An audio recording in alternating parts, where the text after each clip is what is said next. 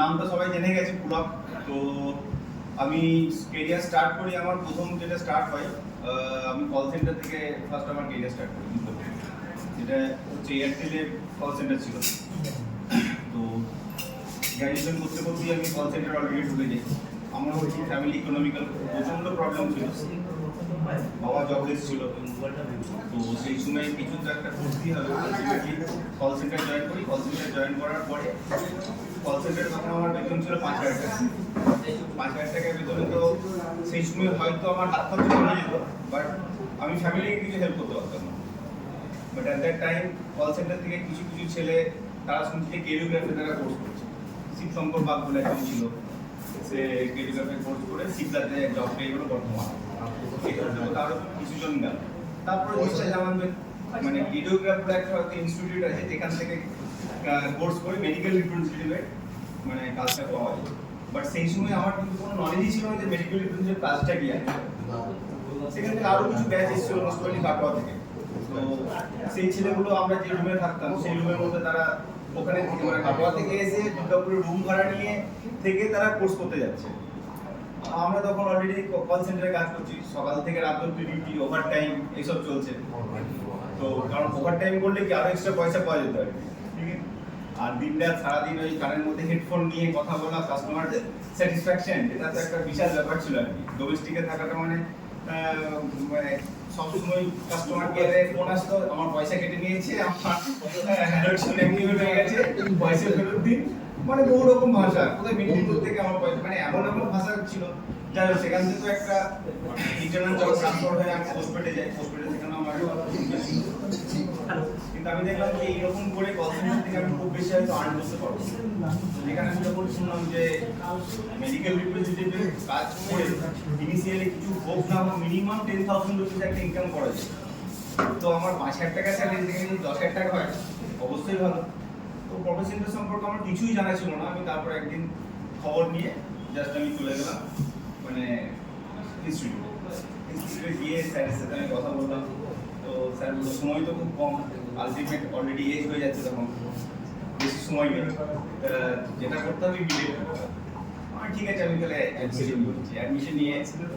তো আমার তখন কল সেন্টারে যখন আমি পোস্টপেডে ছিলাম, পোস্টপেডে আমার ডিউটি ছিল বিকেল 4টে থেকে রাত 1টা অবধি, এটা আমার ডিউটি ছিল। তো সেকেন্ড শিফট আমি করতাম একটাই কারণে, কারণ হচ্ছে আমার 10টা থেকে 3টে অবধি আমার কোর্স ছিল টেলিগ্রাফ। এবার ওখান থেকে টেলিগ্রাফ যাওয়া, তার মাঝখানে আসা, তার মাঝখানে লাঞ্চ করে আবার আমাকে অফিস জয়েন করা, এই সময়টা কিন্তু আমি 2-2.5 মাস কিন্তু কন্টিনিউ করেছি, ঠিক আছে। কারণ কাজ করার সাথে আবার একটা কোর্স করা, কারণ ওখানে তো আমাকে ডেলি আমাকে যেতেই হবে। কারণ আমি যদি কাজ সাইড না করি তাহলে তো আমি আমার কলটা কে নেবে ওখানে। এমনিতেই এত কল মিটিংয়ে থাকতো, টিম লিডার সারাদিন চিৎকার করতো, call wrap up the call, wrap up the call সব শুরু করতো। কারণ ওখানে এমন একটা সিস্টেম ছিল, একটা কল যদি আমি 30 সেকেন্ডের বেশি যদি আমি নিয়ে নিই, তার মানে কি অলরেডি সবাই কাস্টমার কেয়ারে ফোন করতো, তো কল ওয়েটিংয়ে থাকতো। আর কল ওয়েটিংয়ে থাকা মানে কোম্পানি সেটা লস। যত তাড়াতাড়ি কল আমরা শেষ করতে পারবো, কাস্টমারকে স্যাটিসফাইড করতে পারবো, তত তাড়াতাড়ি কোম্পানির প্রফিট।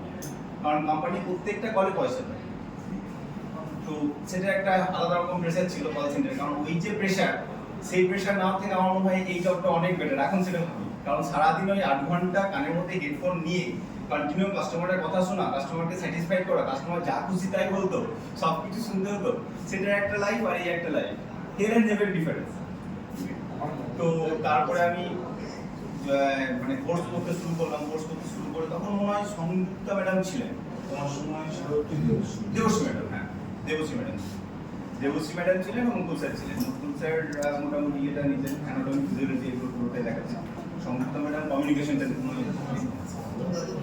তো কল সেন্টারে থাকার জন্য একটা আমার খুব সুবিধা হয়েছিল যে স্পিকিংটা আমার অ্যাটলিস্ট খুব ভালো হয়ে গেছিল। আমিও ব্যাকগ্রাউন্ড ছিলাম ইংলিশ অনার্স থেকে, বাট ইংলিশ অনার্স হলে যে স্পিকিংটা হবে সেটা কোনো মানে নেই। সেই করে আলটিমেটলি ওই জায়গাটা আমার কোনো প্রবলেম ছিল না। যখন যতজনের সাথে ইয়ে করতাম আর কি, অসুবিধা হয়নি। তো ইভেন স্যার স্যার আমাকে একটা ইন্টারভিউ দিতে জানিয়ে যাবে। তো তারপরে কোর্সটা কমপ্লিট করার পরে আমি তখন মোস্ট প্রবাবলি স্যারকে আমি বলেছিলাম যে স্যার আমি তাহলে রিজাইন করে দিচ্ছি।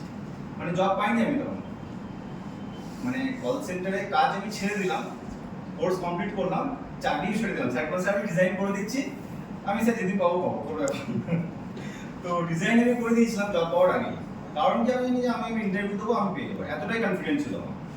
তো স্যার বললো না একটু ওয়েট করে যাও, স্যার বলেছিল না স্যার আমি করে দিচ্ছি, ডিজাইন করে দিয়ে তারপরে আমি এক সপ্তাহের মধ্যে মোটামুটি স্যার আমাকে ইন্টারভিউ দিয়েছিল। তো ফার্স্ট ইন্টারভিউ ছিল আমার জুভেন্টাস, ফার্স্ট ইন্টারভিউ জুভেন্টাস যেদিন ছিলাম সেদিনকে অলরেডি শুনলাম যে গিয়ে ওখানে গিয়ে শুনলাম যে না অলরেডি পোস্ট ফিল আপ, ঠিক আছে। সেকেন্ড ইন্টারভিউ তারপরের দিনই সানডে ছিল, ঠিক আছে। সানডের দিন বললো যে ম্যানকাইন্ডের একটা ইন্টারভিউ আছে, আমি জানি না কোন ডিভিশন কি কিচ্ছু জানি না, তারপরে শুনছি যে ডিভিশনটা লঞ্চিং ডিভিশন ম্যানকাইন্ডের। তো গিয়ে ইন্টারভিউ দিতে গেছি, দেখছি প্রচুর ছেলে, এত ছেলে বলার নেই, ম্যানকাইন্ড তখন মোটামুটি উঠছে। হ্যাঁ 2012 সালে মানে ম্যানকাইন্ড তখন ভালো একটা পজিশন, 9-10 এরকম পজিশনে আছে, তখন উঠছে। তো সেই সময় ম্যানকাইন্ড ইন্টারভিউ দিতে গেছি, এত এক্সপিরিয়েন্স ছিল আমাদের কি করে হবে। তো যাই হোক আমাকে কোশ্চেন করেছিল অনেক কিছু, যে কি করে কি পারবে না করবে, এই তো ইন্টারভিউ কোনো প্রবলেম হয়নি, যা কিছু করেছিলাম সিলেক্ট হয়ে গেছে। তো সিলেক্ট হয়ে যাওয়ার পরে ওখানে আবার এমন ছিল ম্যানকাইন্ড সিস্টেমটা, এখানে ইন্টারভিউ নেওয়ার পরে আবার হেড অফিসে ইন্টারভিউ হয়, মানে একটা রাউন্ড এখানে ইন্টারভিউ হবে, হেড অফিসে যদি আবার যদি ওখানে রিজেকশন হয় তখন থেকে আবার রিজেক্ট হয়ে তাকে পাঠিয়ে দিচ্ছে। আমার কাছে ওটা কোনো ব্যাপার ছিল না, কিন্তু যারা আজকের ডেটে যায় তারা হয়তো ইন্টারভিউ দিয়ে গেল বা রিজাইন করে গেল, তারপরে ওখান থেকে আবার রিজেকশন হয়ে গেল, তখন তার প্রবলেমটা আরো বেশি প্রবলেম হয়ে যায়। তো ওখানে গিয়ে তারপরে ইন্টারভিউ দিলাম, ইন্টারভিউ দিয়ে ওখানে মধ্যে আমি সিলেক্ট হয়ে গেলাম। আমরা গেছিলাম টোটাল মানে 14 জন গেছিলাম ট্রেনিংয়ে, তো তার মধ্যে আমরা টোটাল 6 জন ফিরে এসেছি, বাকি জনগুলো সব ট্রেনিং থেকেই বাদ চলে গেছে। অনেকে এমনি চলে এসেছে, অনেকে ইন্টারভিউ বাদ চলে গেছে। এই জিনিসগুলো লাস্ট এখন মনে হয় এখন হয় কি এখনো হয়, লাস্ট বড় মনে হয় আর একজন ইয়ে হয়েছে, বাদ চলে গেছে। তো এটা করার পরে তারপরে ট্রেনিং যেটা ছিল, তবে একটা জিনিস যেটা শিখেছিলাম ট্রেনিং থেকে, যে ম্যানকাইন্ডের ট্রেনিং যদি কেউ কমপ্লিট করে নেয় তার কোনো মানে কোম্পানি ট্রেনিং করতে প্রবলেম হবে না, এটা একটা এমন ছিল। তো আমাদের তখন বাস্কেট অনেক বেশি ছিল, মানে গাইনি অফথার ডার্মা সবগুলো নিয়ে আমরা মোটামুটি 1 মাসের ট্রেনিং করেছিলাম দিল্লিতে।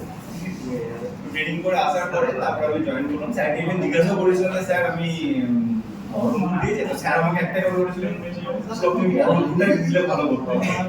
আর আমি দুর্গাপুরে থাকতাম, দুর্গাপুরে থেকে আমার ইচ্ছে ছিল আমি দুর্গাপুরে যাবো, কারণ আমার কোনো মার্কেট সম্পর্কে কোনো নলেজই নেই, যে দুর্গাপুর এই মার্কেট, আসানসোল এই মার্কেট, বহরমপুর রিটেল মার্কেট, কিছুই নেই। তো আমাকে বহরমপুর দিয়েছে, ওখানে ট্রেনিং এর ভালো রেজাল্ট করার জন্য বহরমপুর মার্কেট দিয়েছে, না আমি বহরমপুর যাবো না, আমাকে দিয়েছে আসানসোল। স্যার কেউ না, স্যার আমাকে আসানসোল দিয়েছে। হ্যাঁ ঠিক আছে, আসানসোলও ভালো আছে। জয়েন করার পরে আমার আরেকজন যে ছিল তাকে অ্যাকচুয়ালি দিয়েছিল দুর্গাপুর, বাট তার দুর্গাপুর কিছু চেনা ছিল না বলে তাকে দিতে আসানসোল, আমি চলে আসলাম। সো সেই হচ্ছে আমার জয়েনিং করার পর থেকে ম্যানকাইন্ডে স্টিল 12 বছর আমি কাজ করলাম। তার মধ্যে 2 বছর 10 বছর পর প্রমোশন নিয়েছি, প্রমোশন নিয়ে ম্যানকাইন্ডে 2 বছর অ্যাজ এ ম্যানেজার কাজ করেছি। ম্যানেজার কাজ করার পরে লাস্ট অক্টোবর থেকে আমি কেপলারে জয়েন করেছি, এরিয়া ম্যানেজার হিসেবে। যাই হোক, তো এটা হচ্ছে আমার একটা মানে এতদিনকার অবধি। তো ইন দ্য মিড টাইম যতগুলো যা প্রোগ্রাম হয়েছে রেডিওগ্রাফি, প্রত্যেকটাতে স্যার আমাকে ইনভাইট করেছে এবং প্রত্যেকটাই আমি অ্যাটেন্ড করেছি। এবার শুধু আমি একা না, আমার মিসেসকেও নিয়ে গেছি, আমার যে বাচ্চা আছে বাচ্চাকেও নিয়ে গেছি, তারাও খুব এনজয় করেছে। তোমার মঙ্গলম পার্ক থেকে শুরু করে প্রত্যেকটা ইয়েতে আগে তোমার মঙ্গলম পার্কেও হতে পারে, খুব ভালো এনজয় করতাম। এটা মানে একটা ফ্যামিলির মতো সবাই মিলে গিয়ে একটা গেট টুগেদার করা, মানে এটা একটা বিশাল একটা অ্যাচিভমেন্ট। মানে আমাদের আশেপাশে সবাই জানে যে আজকে আমাদের প্রোগ্রাম আছে কেরিওগ্রাফি, সবাই জানে, এটা অ্যাটলিস্ট জেনে গেছে।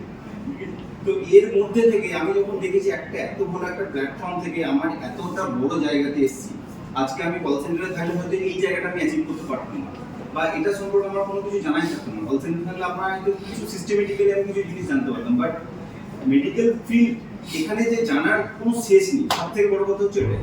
আর সব থেকে আরেকটা জিনিস যেটা আমার কাছে অ্যাচিভমেন্ট, আজকে আমি যা কিছু করেছি সব কিছু এখান থেকে, মেডিকেল রিপ্রেজেন্টেটিভ থেকেই আজকে আমি দুর্গাপুরে ফ্ল্যাট জমি টমি সব কিছু করে নিয়েছি, ঠিক আছে। তো এটা সোর্স কিন্তু একমাত্র কেরিওগ্রাফি যদি আজকে না থাকতো আমার জিনিসটা জানাই থাকতো না। তো যার জন্য এটা মানে আই এম ভেরি থ্যাঙ্কফুল যে কেরিওগ্রাফির জন্য আজকে এই জায়গাটা আমি পৌঁছতে পেরেছি। আর তার জন্যই স্যার যখন যেখানে বলেন আমি চেষ্টা করি সেখানে অ্যাটেন্ড করার, ঠিক আছে। তো আজকেও দেখলাম যে যদি পসিবল হয় তো আজকে আমি যাবো। মানে পরশুদিনও স্যার বললেন, স্যার কোনো স্যার আমার একটা ছেলে জয়েন করবে, সেখানে হয়তো আমার যাওয়ার আছে, আমি সেইটাকে পোস্টপোন করি এবং পরশুদিন জয়েন করবো, আমি আজকে এখান থেকে তারপরে যাবো, ঠিক আছে। তো এইটাই হচ্ছে মধ্যে কথা, কারণ এই মধ্যে থেকে আমি আরো কিছু ছেলেকে আমি বলেছি, তাপস যেমন ছিল আর কি, ও একটা ছেলে দুর্গাপুরের সায়েন্স গ্র্যাজুয়েট ছিল।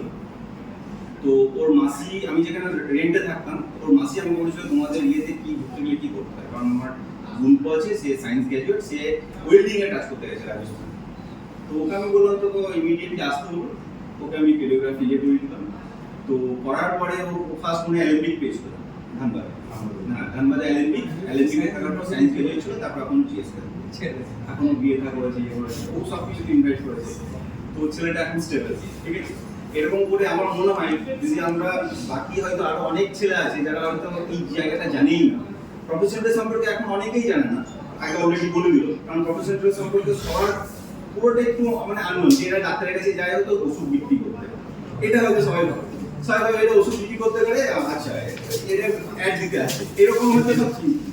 তো সেই জন্য আর কি যদি কেউ থাকে আমাদের আশেপাশে, আলটিমেটলি তো আনএমপ্লয়মেন্ট তো প্রচুর বেড়ে গেছে, সেখান থেকে কেউ যদি হেল্প হয়, এই যে আমার দীপ ওই যে বসে আছে শিবম, ও তো আমার ছাত্র ছিল, মানে আমি যখন কলেজে পড়তাম তখন ও টিউশন করতাম, ঠিক আছে। তো টিউশন করাতে ও যখন কলেজে পড়ছে তখন ওর মা আমাকে বলে রেখেছে যে তোমাদের প্রফেশনাল